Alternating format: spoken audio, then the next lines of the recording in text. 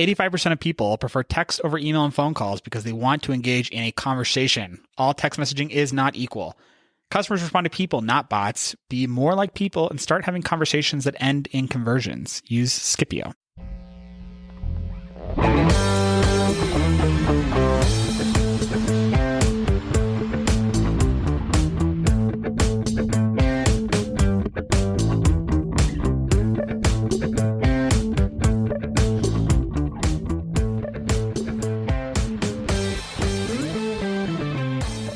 Scott.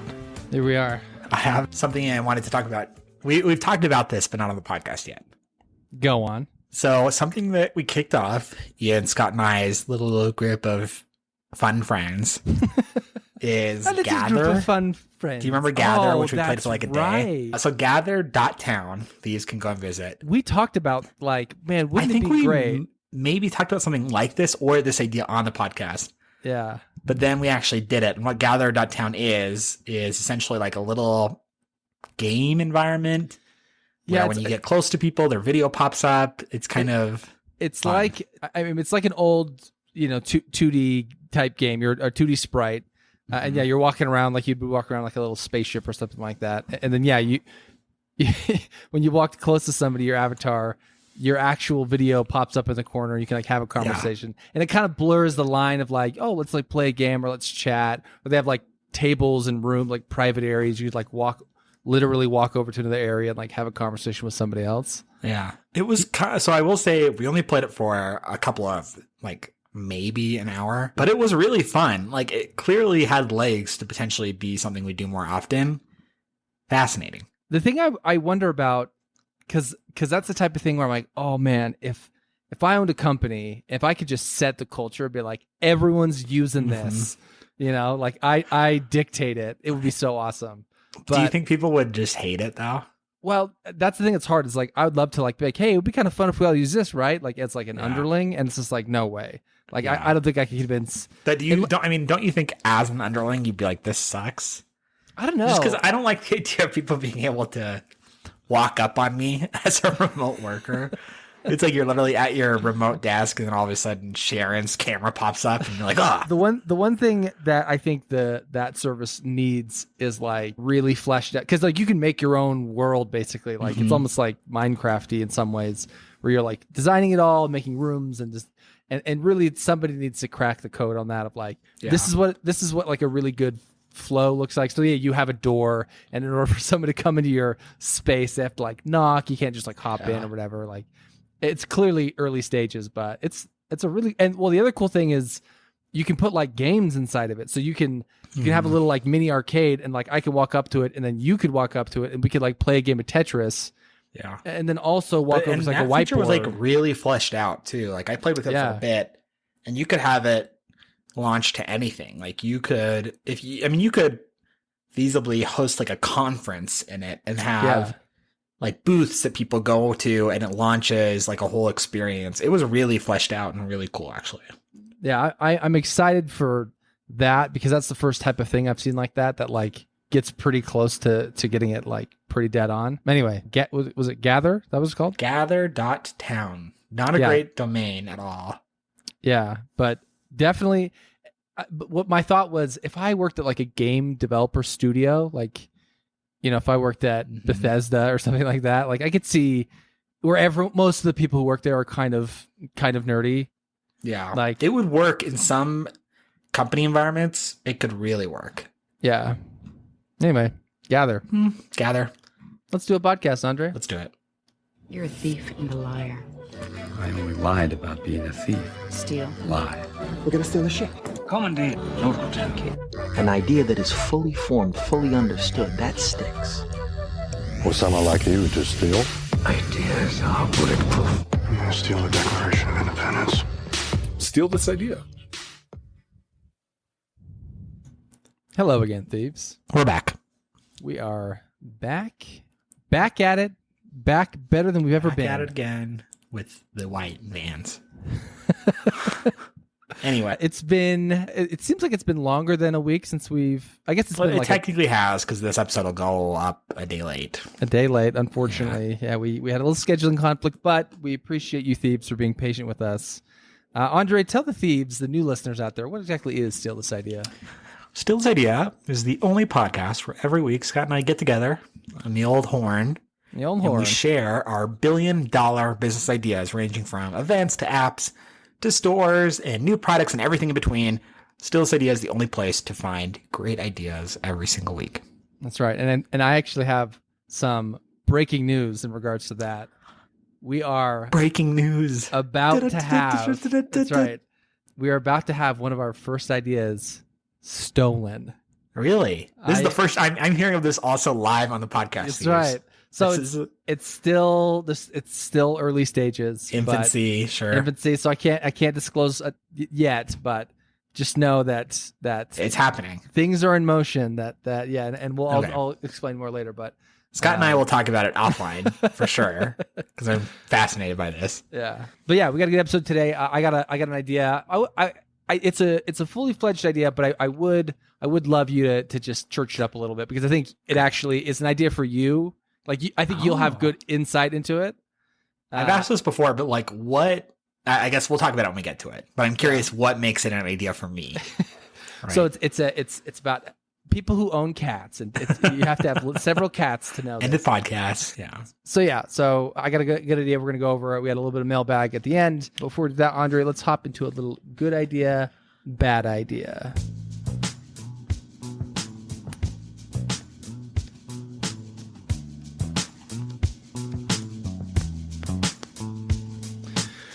Okay. Who should go first here, Andre? Well, remind me, Scott, what is good idea, bad idea? I'm glad you asked, Andre. So there are thousands upon thousands of ads out there that we see every day. Facebook, Instagram, everywhere, right?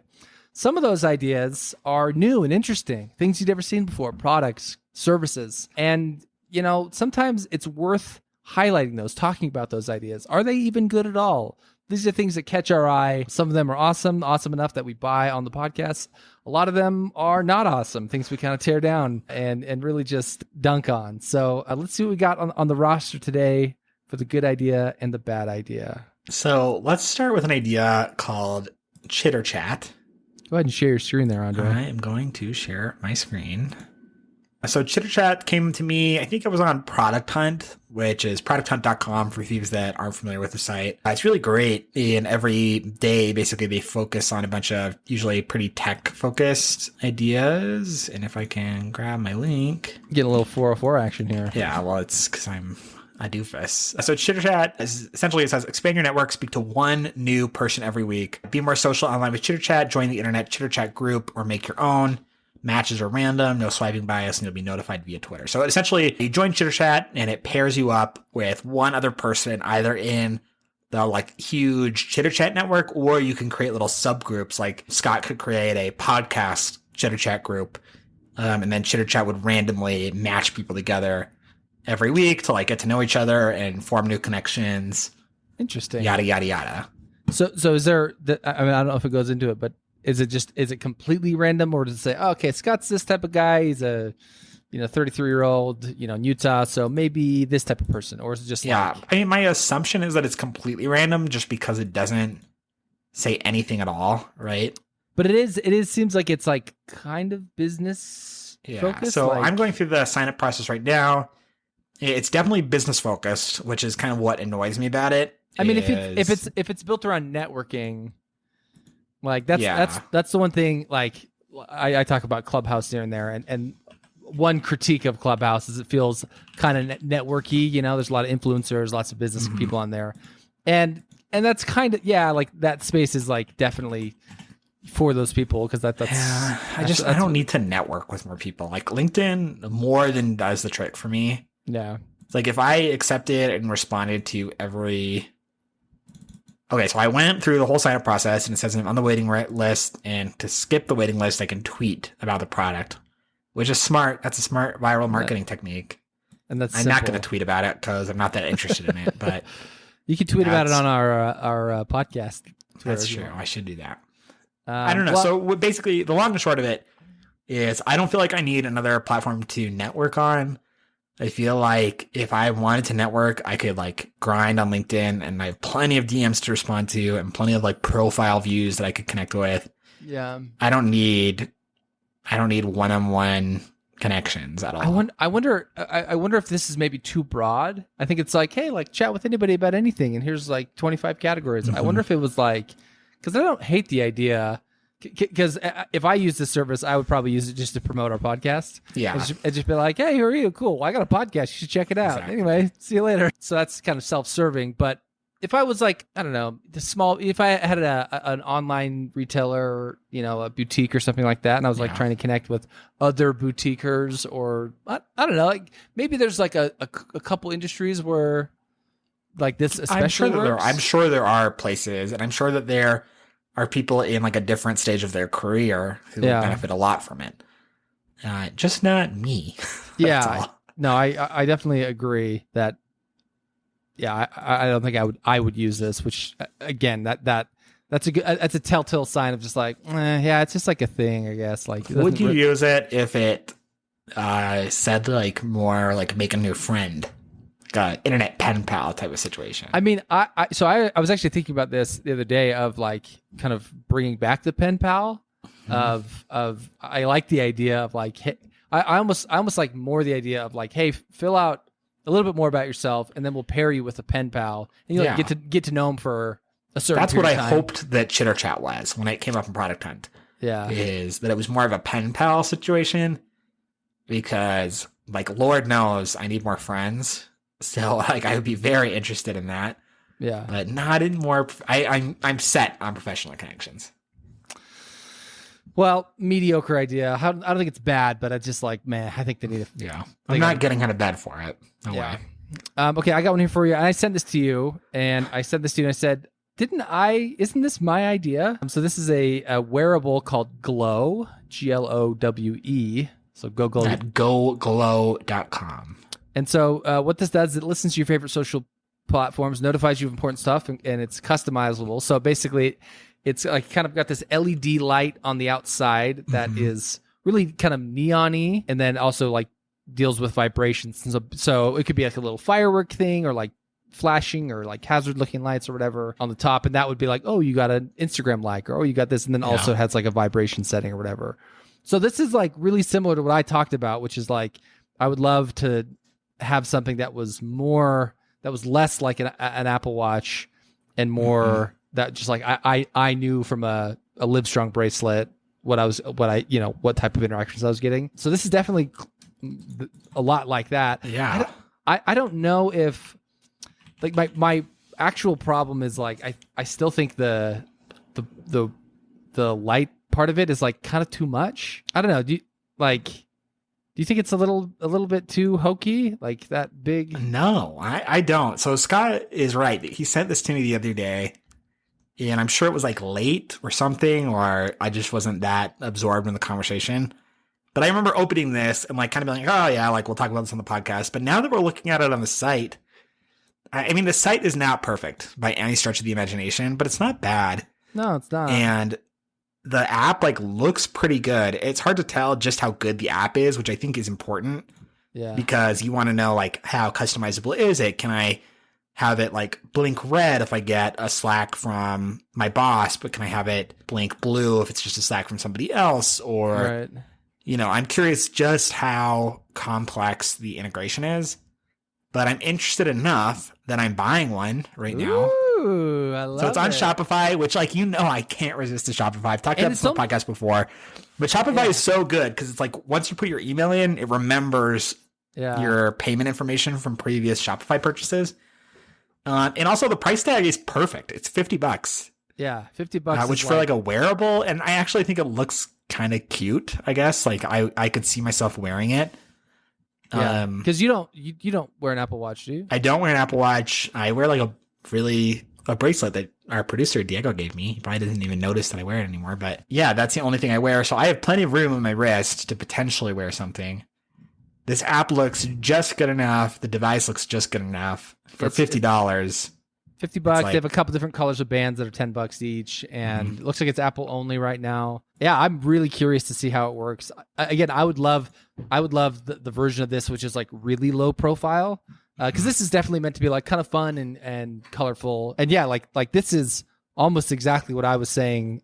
I wish existed. This is just a hair too out there for me. I want something a little more discreet. So I'm really curious to see it. And I'm looking, so it can glow different different colors and different vibrations for texts. So I could have it glow like for Abe. Yellow for Abe. I could have it not glow at all for XYZ. I could have it glow blue for Diego. And at least what it shows in the product screenshots is, at least for Snapchat, you could say for friend 1, glow and do X, for friend 2, do X, for friend 3, do Y. So I'm curious if we can do the same thing for Twitter and Instagram, which are two places where I DM a lot, Instagram particularly and Twitter. I remember that it doesn't look like it supports Slack yet.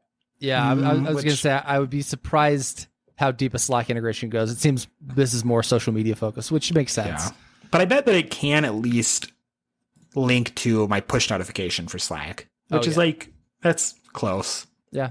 I'm interested. And for $50, it's like, yeah, that's for sure. So I ordered it, and I will report back to Thieves on how it is. Love it. All right, there's no way you expected me to buy that on my podcast. I didn't, honestly. I thought about it. I was like, $50, maybe I'll buy it. I don't know. Like, I was kind of on the fence, so I'm really glad that you pulled the trigger on that. Now it's my $50 instead. You have one more here. Pub Hero? Yeah, so this is honestly not a super interesting idea, but I wanted to bring it more to you as a potentially like a steal this bad idea or not that interesting product. So Pub Hero purports that you buy it, you come to Pub Hero, you're like, I'm a bar and we want to have bar trivia or bar games. And they essentially say, okay, here's an app that you can give to your bar patrons. They can download it. And then we have remote hosts that can run your bar trivia event and your bar game events. So it's like you put up a TV, and on the TV you have a host, and she reads out the questions, and all your patrons can play. Oh, interesting. It's almost like, what's that called? What's that stupid game? Kahoot, a little bit? Yeah, Kahoot. Similar vein, but they have a live host, which is kind of interesting. The reason, this is like a whatever product. I think it's a good idea if you're a bar owner and you want bar trivia. This makes sense if you're not willing to pay somebody to come and run the event. The app looks really slick, actually. Yeah, it does. The website looks good, too. Overall, a good idea. But I was thinking for Thieves, I think this is actually like an interesting market to develop games that are meant to be played in like a bar, restaurant type environments. Yeah. And this iteration is one, which is like just bar trivia with a live host. But I imagine that there's like a lot of potential to come to bars and say like, hey, we have this suite of games. Like your patrons come in, they scan this QR code, they get this app, and like you just put this app up on all your TVs, and it's like bar trivia and like poker and whatever other games work in that environment. And I don't know. I thought that was like an interesting idea. Yeah, what I'm trying to think through right now is, so like I was on a cruise not too long ago, and that's another place. Not too long ago. It was literally a year ago at this point, right? A year ago, yeah. It was last February, right before the pandemic started. Which, speaking of, I really want to. I'm sure that it's pandemic related, but I'm like so eager to get on a cruise now. Oh man, yeah. Anyway, but that's a place where we do a lot of trivia on cruises. Yeah, and I love trivia. Yeah, like I know you. I'm hyped trivia. On the idea of playing more trivia. Well, and there were things like what was that one trivia that was crazy for a while that everybody played on their phones? HQ, yeah. Yeah. Obviously, there and Trivia Crack was another one that's like it kind of lingered a little bit. It's not as big. It had a heyday a little bit. Yeah, but, it did. Trivia Crack sucks, by the way. But. Yeah, but I think you're right. I love the idea of all the places that you could have trivia and really just like targeting those places, be like, stop doing it with just like some random person, like use our system. Yeah. And we've got questions, we've got a host, like we're constantly just like, we're running live sessions just constantly. I think, there's something really interesting about that. And then, you could really if somebody had an account, if you're at some youth group, right? And it's like, oh, there's a trivia round starting in 15 minutes. Let's hop it on the screen. We'll make a little sub room, know, and like just gives you tools to, and again at work also. Like I think there's an interesting, because that's the one trade off with Kahoot also is like it still requires somebody to run it all. Yeah, well, and I mean, you have to come up with your own questions and everything. So I don't know. Yeah, I think there's. Yeah, I think thinking even bigger is. Yeah, Pub Hero Live.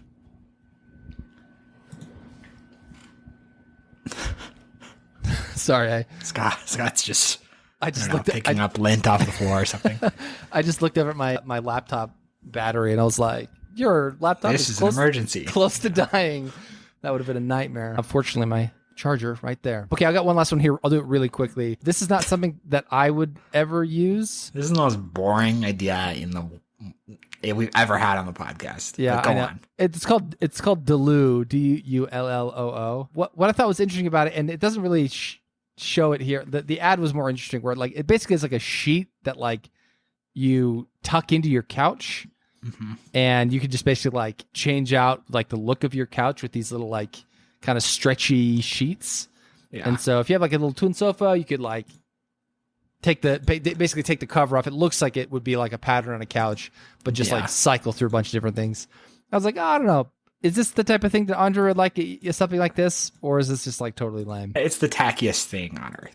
So, I mean, so they have a bunch of like geometric patterns. Yeah. For $50 or $100 or how many dollars, you can just throw it over your couch and instantly transform your sofa into something trendier looking, as well as protecting it from pets. Protecting it from pets is interesting to me. You have cats. I do have cats, and I have this like, for thieves that are looking at the video, and Scott particularly, I have this like beautiful, I want to say West Elm sofa in my office. It's Wayfair. Come on. It's like, I love this. It's like, it looks great, and I'm so happy I have it.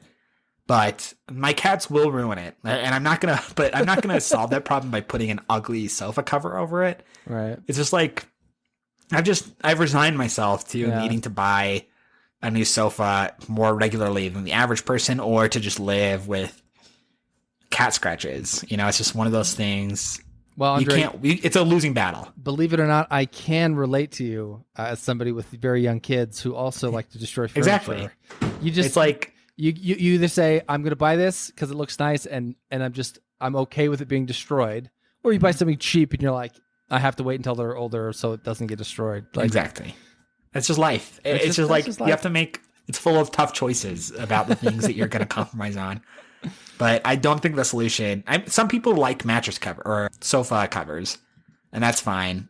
I did think that this was the nicest version of that type of thing that I've seen. Of like, oh, that looks like kind of nice, I guess. But it would be good for. I mean, so for thieves that are having a hard time understanding, the average sofa cover is pretty ugly. They usually come in really standard colors. They're nothing special. What's cool about these is that they have like some interesting colors, some interesting patterns. If you were maybe in like a college apartment and you had just like a couple of cheap sofas, then this would be a good solution to make like dress up your sofas a little bit and give them kind of a fun vibe, fun look. But for the average like adult, probably not. Or I mean, just somebody that's like has furniture that they like, probably not of interest. I remember in college, we were living in this dumpy house and we were driving home one day and we saw there was this apartment down the road from us that were like getting rid of all the couches in there. Like they were adding new couches. So there was like 50 couches just out in the lawn that like, it was just like, you can take it or they're going to throw it away. So we were like, wait, these are free couches. So we hufted like 10 couches down the road to our house and made like stadium seating out of couches in our house. And it was I'm sure this was a fun idea at the time, but I would have been the kid that's like, what are we going to do with them? We're going to have this is our problem. We're absorbing their problem. They're saying we have to get rid of 50 couches, and now we are taking on the onus of needing to get rid of 8 couches. Yeah, but you're able to now seat 15 people. Yeah, but eventually that steak will get old, and you'll be like, okay, now we have 8 couches that we don't want. I don't even know what we'd end up doing. We probably passed the buck on to the next people who moved in. Honestly, it's just like these are your stadium seats now. Sorry, guys. I'm sure for a while it was really fun though. It's funny. Anyway, all right, let's move on to the big idea.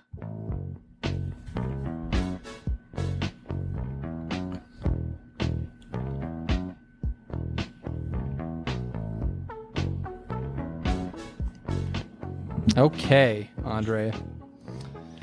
Now, I want to really tee this up, and I want to do it in a couple different ways because I want you to follow my mind in the same way that I got there. Okay. I went down a few different roads, and all of a sudden, I was like, wait a minute, and the stars kind of aligned. Yeah. So first, I want to ask you kind of a broad question because, as the thieves know, it's just a matter of time before I bring another restaurant idea to the podcast. So this is a restaurant idea. Love it. You know, to get that out, to air that. Why, Andre? Do you know if someone were to ask Andre, why is it hard for restaurants generally to be successful? What would you tell them? I think that what are some of the reasons that it makes it hard to run and operate a restaurant? Yeah, I think it's you kind of have to get growth really fast. It's like running a restaurant is hard and you have to establish yourself and get customers when nobody even knows who you are. Yeah. I think it's a finding the right clientele issue. I think it's a finding the right staff issue. But I would say the biggest thing that comes to mind to me is just you got to find people and you got to get the word out before anybody knows who you are. And if you know anybody who's a restaurant owner, it's a couple years before you turn a profit. You got to dump your heart. Yeah, you have to have a lot of capital to survive to get to a critical mass. And 1 or 2 bad quarters in a restaurant, it's it can sink you, right? And that could be one bad marketing campaign. It could be a bad location, right? There's just so many variables. One way that you could describe that is that there are lots of risks involved in restaurant. Yeah. Correct? A lot of risk. There are several different avenues of risk. Now, Andre, if you were a financial advisor and I was saying, Andre, I want to make lots of investments, and you were to give me one sound piece of advice of how I should manage my investments, what's one thing you would recommend for me to do to my portfolio when it came to risk? To diversify. You would say to diversify your portfolio, wouldn't you? I'm so smart.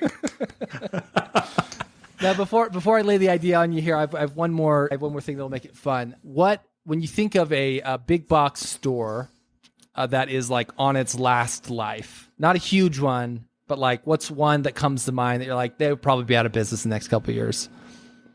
I don't know what you want to hear, but Bed Bath and Beyond. Okay. They've closed a ton of locations. Okay. Best Buy. I mean, basically all big box stores except for a Target, Walmart, and those big box stores are really hurting. Right? Okay. So, Andre, I don't know what you want to hear, but that's fine. That's fine. No, this is great. So I've laid some foundations here. Now I want to pitch a restaurant. It's kind of a chain, but kind of not. And this is an establishment called the Boardwalk. And what the Boardwalk is it's not one restaurant, Andre. It's 5 restaurants. Mm-hmm. And the idea here on the Boardwalk. Yeah, it's like a boardwalk. Now, the idea here, Andre, is that I find one of these dying big box locations, right? That is, you follow in the trail of Spirit Halloween. You buy that space. And what you're actually doing is you're saying, hey, 3 of these 5 restaurant establishments are going to be restaurants. And I want to source them from restaurant owners, people who want to start their own restaurants. So actually bring on a couple different, you got the Puerto Rican sandwich place and you got the Thai food place or whatever. Somebody who's trying to get in a restaurant. Now, the other 2 establishments are a bar and like a jazz lounge, like a piano lounge type thing. Yeah. And here's what's great. So again, we know that restaurants are hard and we know that people are looking for places to go. So I go to the Boardwalk, right? And I walk in and I've got several options. If I want to go get some drinks first and pregame, I got a bar there. I can watch the game. Or I'd say, let's go to the Mongolian place. Maybe the Mongolian place is full. Do I just go home? No, because the Peruvian place is they're open, right? Or vice versa, right? And what's great about this model is it ultimately is built around minimizing risk. If one restaurant is not doing great for whatever reason, it's okay because there's all these other potential ways that the overall business can be thriving. And this works in several different ways. So buying logistics and food service equipment, delivering food prep to the actual establishment, right? I can approach you, Andre, and say, hey, do you want to start a business or a restaurant? Great. We've got the whole infrastructure ready to go. You just need to bring your menu and your marketing, right? And half the marketing is actually like we are doing it anyway. So you're benefiting from our overall shtick, right? The other great thing about a service like this or an establishment like this is, let's say if one of the restaurants fails, it's okay because overall things are afloat and you could just swap it out. But if one of the establishments thrives, that makes it a great mainstay, but also it gives them the opportunity to say, hey, if you want to, you've now proven the model. You now have name recognition in the restaurant space. Now, if you want to go and take it out elsewhere, we had you on a 2-year thing. Now you can go build your Andres La Casita somewhere else, right? And you've now skipped the really hard parts of starting a restaurant, because now you have patrons who know your menu, want to be around you, right? So, and again, I think where these other establishments where having a bar, having like a lounge or a staging, right, where you're doing comedy, you're doing trivia nights, right? So you're going to this place for a handful of things, for entertainment, for drinks, for appetizers, right? And you can kind of move around. I think staffing is another thing where you're kind of minimizing staffing risk, where, somebody didn't show up, well, we're overstaffed over here, or somebody can cover both shifts, right? There's some things you'd have to work out from like the business standpoint of like rev share. But I think at the end of the day, like, I think you can make it work where you're relieving so much stress and pressure from a small business restaurant owner by saying, hey, you're going to be part of this like bigger thing. And so like you're getting all these benefits from it. And so, yeah, like, just like anything, like almost like a franchise model, like you're not getting 100% of the revenue, but it is meant to be, it's like, hey, you're not going to have a, McDonald's in here or whatever. And the last point I'll make before you give me your feedback here is that this model works just on a really generic level, which is food courts. We know food courts work. People like food courts. They flock to food courts, and the options there are lame, right? Yeah. Food courts are not known for being great. This is meant to be like, take your 4 favorite restaurants and put them all right next to each other. And how awesome would that be? And that is the Boardwalk. And then afterwards you can get drinks, or you can watch a show, or you can do trivia or whatever. It's all just right there. Boardwalk. It's a good idea. So I'll tell you a couple of things. One is, so I think this concept I've seen a couple of times, like it's like a food court, but it's more of like a food park, and it's like these really great common areas, and it's like well decored, and a bunch of, not like Sbarro, but like a bunch of trendier places that are all serving kind of quicker food items or food options in like a kind of group serving environment. And there's like a place downtown here in Salt Lake at the Gateway that does this now. I can't remember what it's called, but they've essentially taken like a pretty significant part of the Gateway, and in it there's like 5 or 6 different restaurants, and it's all common seating, and it's really cool and innovative and interesting. And I would say that what's one differentiator is that I wouldn't have it be common seating. You would have a lobby, and where people could be, but like they would be separate restaurants. Like you'd walk in almost more like a mall that has restaurants close to each other. It's just all operated by one owner, basically. I think that there's another place that I've been in, like Anaheim, that was similar, and it was like all outdoor, but again, a bunch of restaurants that all kind of shared this common space. And another place that I've been in Mexico City with a really similar concept that was really nice. I think what's interesting about your particular concept is taking these like existing retail spaces and converting them, because all the places that I'm picturing, I'm sure are like multi-million-dollar investments to like build and find the space and do all this stuff. But so there's like a Bed Bath & Beyond that I'm thinking of here in Cottonwood Heights that like it's in a great spot. It's in a very probably pretty high demand food and retail environment already. Right. And it's like, it's probably, I have no idea what they're going to do with the space. If not just like bulldoze it, because they realize now that stores like Bed Bath & Beyond don't work. But the idea of like converting it to like a multi-use food space is really interesting to me, and would be like a much easier way to introduce this kind of like food park concept in a lot of different areas without like the high upfront capital investment of building this like whole new space from scratch. Or even just like you might have the perfect menu, right? And it's like, I want to start a restaurant. It's like, okay, where are you going to put it? It's like, okay, well, I can't put it on Main Street because that's it's not even remotely my budget. So I got to go out and stick somewhere in some janky place. And that messes with the success of my business. Yeah. Right. And then it's like, we haven't even really tested my idea because I never had a chance to succeed in the area that I'm in. So, I mean, it's interesting. And I think like, I don't know, maybe that even leads me to another idea, which is it should be easier for like food people, restaurant people, people with ideas about food presentation and foods that people would be interested in and foods that could be successful in different formats. It should be easier to test those ideas, I think. So, I mean, that's not a great model for like a food park concept, because even in that model, it's like you got to have, I mean, you can test ideas, but you still need to like run a successful business. Well, but maybe within concepts like this, it's like there's all these like static, like 4 static restaurants that are always there and they're like trying to make it long term. But like also like a test kitchen idea where it's like a rotating weekly chef menu, and you can come in and say, look, I just want to try something out for a week and see if I can get it off the ground. And a restaurant or a place like the Boardwalk says, that's great. Like we have a space that you can use, and we have kitchens, service staff that you can use, because we all share staff in this environment. So you pay us like X amount for this week, and you come in and you just give us you put out your menu and you come in and we have people that you can work with. Yeah. And this is a good like test environment for different food ideas. And even restaurants that are established could come in and like test different menu ideas. There's like a lot of interesting ideas around testing to me. And that, I think it's important to have a lounge and bar there, because if you're like, hey, let's go get some drinks, and it's like, oh, do you know they're doing like this like thing over here?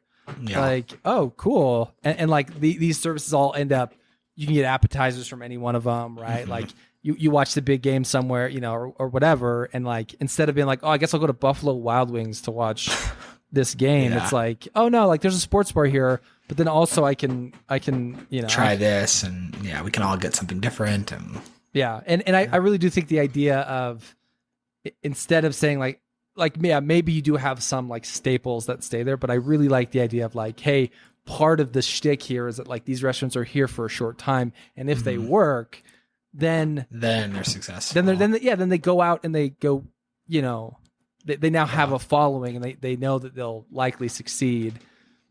Which I think it could like really create some interesting consumer behavior, because it's interesting to me to think like, so the only thing in like living memory that I can really compare it to is the raspberry cheesecake crumble cookie, which I love and is back this week, and I need to get one. Oh, it is? But it's like, I felt so passionately about it that I had like multiple people tweet and DM Crumble and say like, bring the raspberry cheesecake cookie back, because I wanted it to come back.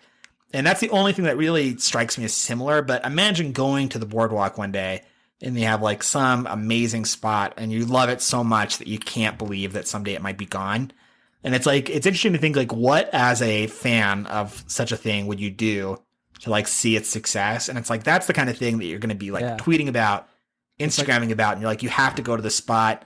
Like if they have to get enough business, like I want to see them succeed so that they get a permanent location, or so that they stay at the Boardwalk longer.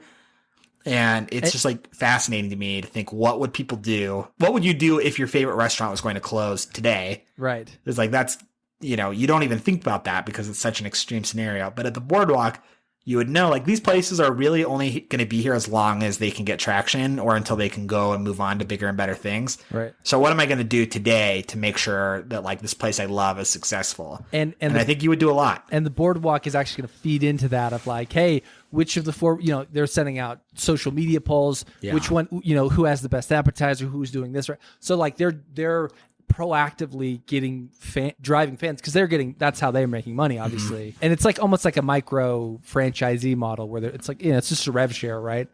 But anyway, I just think you have these interesting spaces that are all dying right now, these retail spaces that are in really good locations. People are gonna have to start getting creative, right? Because again, this Bed Bath & Beyond, it's like there's like a Walmart, and then there's a huge retail park of a bunch of places that are now closed. There was like a Gourmand, I can't remember what it's called. There's a bunch of different places that are all in this like medium box size store. Right. Not quite a Walmart, not quite something small. And it's like, we're either going to have to just bulldoze the whole like retail space, or we're going to have to find something that's not a Bed Bath & Beyond to go there, because there won't be such a thing as a Bed Bath & Beyond soon. I also think about these, like, we live in a really dessert heavy place, and I see these places where it's like, oh, it's gourmet shaved ice, and it's like, oh, that's like interesting, but it's like, how in what, like, it has to be so good for me to like think to like go to this place, right? But like, I use the example of Solo Agave, which is this new restaurant in Lehigh. It's the only nice restaurant in Lehigh. There's like there's 3 restaurants that are like above, that are like not just okay. They're like, not Chili's level. Honestly, yeah. And so this is like one of the few, and it's literally booked out for weeks. Like actually booked out for weeks, because it's like a regular, unique restaurant. It's not like anything else, and they've like got it dialed in, right? Imagine that place in. So that's in a Boardwalk, Solo Agave, as well as this kind of unique dessert place that like probably wouldn't have made it on its own. But now it's like, oh, I'm not going to get dessert here. I'm going to go. I'm going to get dessert there, because like they all enjoy the benefit of like popular places drive business to less popular places that potentially would be popular if more people knew about them. Exactly. Or we're like, just in a better location. Some really cool synergy there. Yeah. Anyway, Boardwalk, and I think it's a fun name. Boardwalk. I think it is, and I like exactly what I said, which is the name is both fun and explains the concept really well. Right. Because the Boardwalk has like a whole bunch of different places, and I don't know, it just works.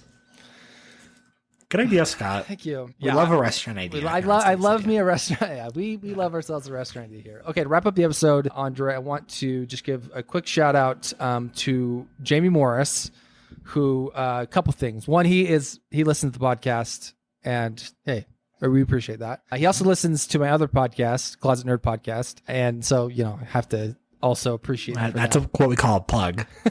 Closet Nerd. Look it up on Spotify. That's my it's my brother's podcast. I am the co-host with him there. Anyway, bunch of a jazz. I mean, like the Utah Jazz NBA team, or the music. NBA, the NBA team.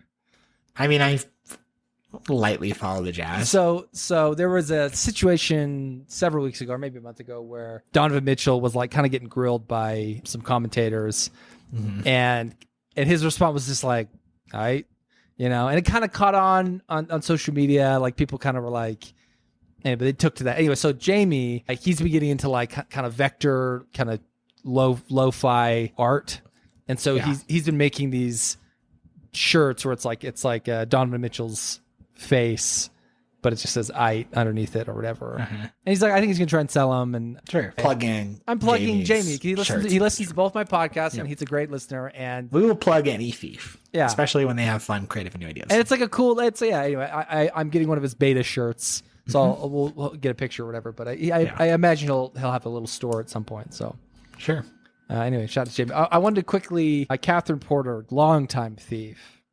One of the best, truly. One of the best. She messaged me. I want to really quickly go through her idea here, and then we'll wrap the episode here. She will, out of the blue, send me a message and be like, hey, let's see if I can find it. Okay, here we go. She says, also, not sure if this has been already on the podcast yet, but an app that tracks all of your utility usage as well as garbage and recycling days. It'll even track the real time when garbage trucks are coming through your neighborhood. Maybe it should be something that a city provides or garbage truck company provides, but it's so needed, at least in my neighborhood where the trash comes at so many different times sporadically and people miss it. And if you do miss it, it's a nightmare. Like, why are you coming at 6 a.m. and not afternoon? Right? Like, I think lots of people who deal with trash have experienced that. It's just like, oh, shoot. They normally come at 8. They came at 6 today. Or why haven't they come today? Oh, it was some holiday. I didn't know that. Do you think there's space for like, I don't think just a garbage app alone, but I think if you tied it in with all of your utilities, like I do think there maybe is an angle there. I mean, I think if the garbage company put a door hanger on my door that said like, now we have the garbage tracking app, I think it would be good. I think I would use it, right? And I think if it sent me a push notification the day and was like, the truck is coming now or whatever, then I would use it. What I'm trying to wrap my head around, and I'm sure that there is something, is like, how could knowing when the trash comes like make the trash more efficient for everyone? You know what I mean? Sure. It's like, if I knew when the trash was coming, I'd make sure that all my trash was in the bin. But like, who does that benefit? I don't really know. Yeah, but I feel like if you did the math, or if you thought about it environmentally or something, it's like if everybody was more coordinated on trash day, what are the productivity and efficiency gains that we would all benefit from? Yeah. I feel like there's maybe something out there. I don't know what it is, but yeah, that would be the cool part. Would be like, okay, and now because I know when the trash is coming, the trash is X% more efficient or X% better for everyone. Right. And that probably actually recycling really probably benefits from that, because I think it's maybe easier to forget about recycling or not do it, right? It's super easy to forget about recycling. But then it just like it still piles up. But it eventually gets to recycling. But getting more recycling is probably a good thing, right? Oh, we got that, but we get 10% more people recycling. Like it's a good thing. Yeah. No, that's probably true. And probably if I had an app on if you were to sit down with like experts that are studying the issue of trash, if I had an app on my phone, like what else could the trash company, experts on trash, people that are thinking about recycling and all these different things, what other information could they get to me that would make my trash usage all the more efficient? Yeah. If I got a push notification that was like, did you know you could recycle X, or did you know that X is not recyclable the day before recycling day? Yeah. There's maybe something there, right? Yeah, and yeah, again, but they can't get that message to me because I don't have a trash app on my phone today, right? Well, you got lots of trash apps on your phone, that's for sure. Yeah, but not the trash app. Yeah, but the only angle my head went to was like, okay, so we have utilities, right? You have water and you have electricity, right? And you have all these other things and garbage. Could somebody come in and say, hey, we tie into the garbage trucks like that? This is part of our service. And what we do is we help you. Yeah, it's not just garbage. It's all these other things. It's your water, gives you tips on electricity. It lets you know when there's going to be hot days. It might like all the things to like basically lower your utility bill, you know, and to have you stay on top of your utility needs. Like, I don't know, maybe that's too ambitious, but like then at least maybe you could like consider having some paid features. You know, where it's just like, if it's just a free garbage app, it's like, how's anybody making money unless the city's just like providing that? But potentially some all-encompassing utility app that is like, oh, this is like really great because like, it helps me lower my electric bill and my water bill, and it also tells me my trash is coming, and it's only $1 a month. It's like, oh, maybe there's cool. Yeah. Anyway, there's probably something there. Thanks, Catherine, for the idea, of course, and all the ideas that you send us.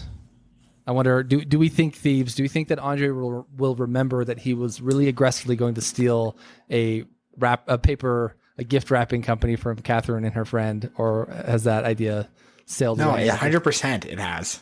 Well, I will talk to you more about this offline because I don't want to give all of my secrets away. Right.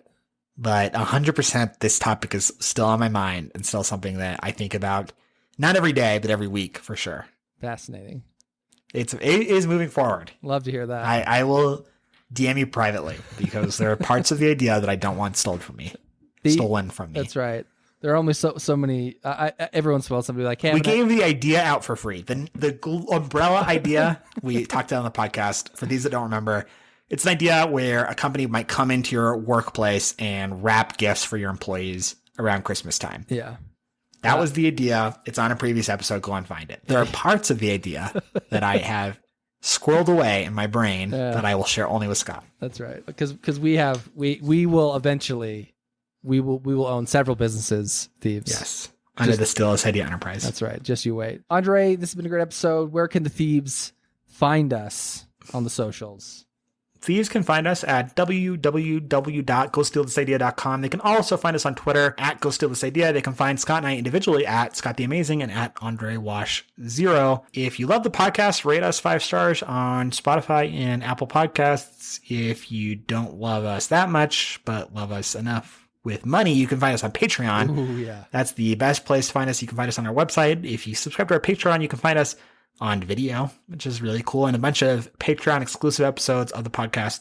It also helps because it subsidizes Andre doing goofy stuff like buying $50 wearables on the podcast and cool stuff like that. You can also send us an email, idea@gostealthisidea.com, with your thoughts, with any ideas that you want us to talk about on the podcast, any products that you want us to talk about on the podcast.